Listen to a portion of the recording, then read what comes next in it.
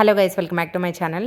ఈరోజు మీకు ఒక 3 రెసిపీస్ చూపించబోతున్నాను. Diet recipes. మీరు కూడా నచ్చితే తప్పకుండా ట్రై చేయండి. దీనికోసం 1 కప్పు పెసరపప్పుకి నేను 1 కప్పు రాగులు అయితే తీసుకున్నాను, కొంచెం హెల్త్గా. అలాగే దాంట్లో ఒక 2 స్పూన్ల మెంతులు యాడ్ చేసుకున్నాను.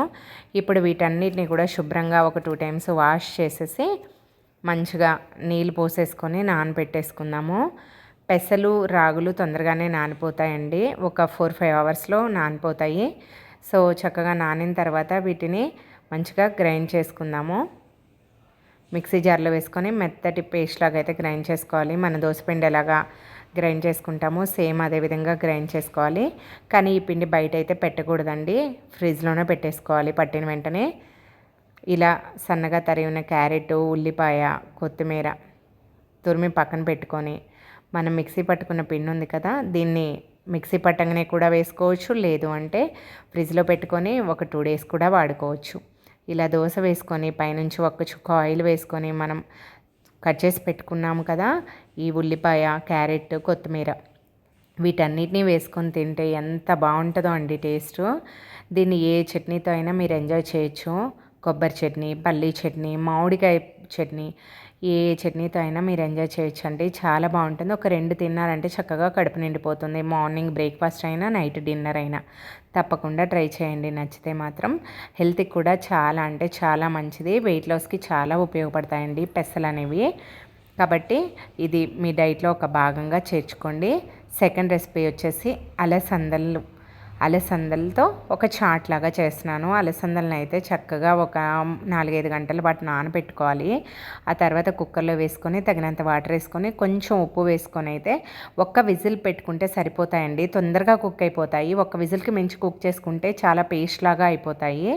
ఆ తర్వాత ఒక స్ట్రైనర్లో వేసుకొని వాటర్ అంతా తీసేసుకోవాలి. దీంట్లో ఇప్పుడు సన్నగా తరిగిన కీరదోస ముక్కలు, తురుముకున్న క్యారెట్, సన్నగా కట్ చేసుకున్న ఉల్లిపాయ ముక్కలు, కొత్తిమీర, వీటన్నిటిని కట్ చేసి పెట్టుకొని బౌల్లో అలసందలు ఉడకపెట్టిన వేసుకొని ఈ వెజ్జెస్ అన్నీ కూడా వేసుకొని చక్కగా అయితే మిక్స్ చేసుకోవాలండి. ఒకసారి కావాలి అని అనుకున్న వాళ్ళు దీంట్లో కొంచెం పెరుగు కూడా యాడ్ చేసుకోవచ్చండి. ఇష్టం ఉన్న వాళ్ళు గ్రీక్ యోగర్ట్ అని ఉంటుంది కదా, ఫ్యాట్లెస్ కర్డ్ యాడ్ చేసుకోండి, చాలా మంచిది.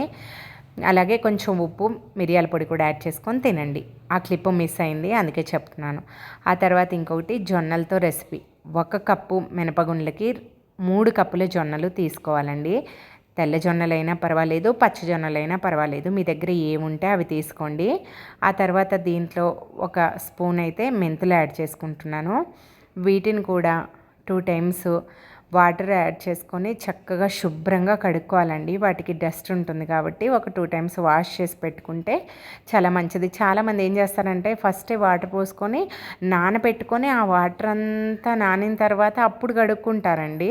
అలా చేయకూడదు. ఫస్టే 2 టైమ్స్ వాష్ చేసి పెట్టుకొని కావాలంటే మనం నానబెట్టుకున్న వాటర్ని కొంచెం కొంచెం మిక్సీలో వేసుకుంటూ మిక్సీ పట్టుకోండి. అవి నానిన వాటర్ చాలా మంచిది ఎప్పుడైనా. సో జొన్నలు అయితే ఒక 8 గంటలు పైగానే నానాలి. వీటిని కూడా చక్కగా మిక్సీ జార్లో వేసుకొని మెత్తటి పేస్ట్ లాగా అయితే మిక్సీ చేసుకోవాలండి. దీనిని మనం బయట అయినా పెట్టుకోవచ్చు, ఫ్రిడ్జ్లో అయినా పెట్టుకోవచ్చు. బయట పెట్టుకుంటే చక్కగా ఫర్మెంట్ అవుతుంది. చూసారా మంచిగా పులిసింది పిండి, ఎంత బాగుందో, ఫ్లఫీగా. ఇలా ఉంటే మనకి దోశలు చాలా బాగా వస్తాయి. ఇప్పుడు పిండిలో తగినంత వాటరు అలాగే సాల్ట్ 2 కూడా యాడ్ చేసుకొని మంచిగా మిక్స్ చేసుకొని తగినంత కన్సిస్టెన్సీలో మనం పెనం మీద దోశలు వేసుకుంటే చాలా బాగుంటాయండి. దీని మీద కూడా మంచిగా కట్ చేసుకున్న ఉల్లిపాయ ముక్కలు, క్యారెట్ తురుము కూడా యాడ్ చేసుకోవచ్చు. దోశలు కూడా చాలా బాగా వస్తాయి. దీన్ని మీరు మార్నింగ్ బ్రేక్ఫాస్ట్గా, నైట్ డిన్నర్గా తినొచ్చండి. 2 తింటే చక్కగా సరిపోతుంది. దీన్ని కూడా ఏ చట్నీతో అయినా మీరు ఎంజాయ్ చేయొచ్చు.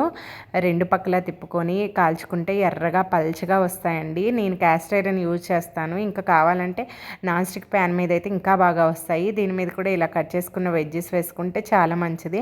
వెజ్జెస్ ఎంత ఎక్కువగా తింటే అంత మంచిదండి. సాధ్యమైనంత వరకు తినడానికి ట్రై చేయండి. మీకు కనుక నా రెసిపీస్ నచ్చితే తప్పకుండా ట్రై చేయండి. అలాగే నా ఛానల్ని సబ్స్క్రైబ్ చేయండి, లైక్ చేయండి, షేర్ చేయండి. మీ ఫ్యామిలీలో ఎవరికైనా యూజ్ అవుద్దంటే ఫార్వర్డ్ చేయండి. Thank you for watching.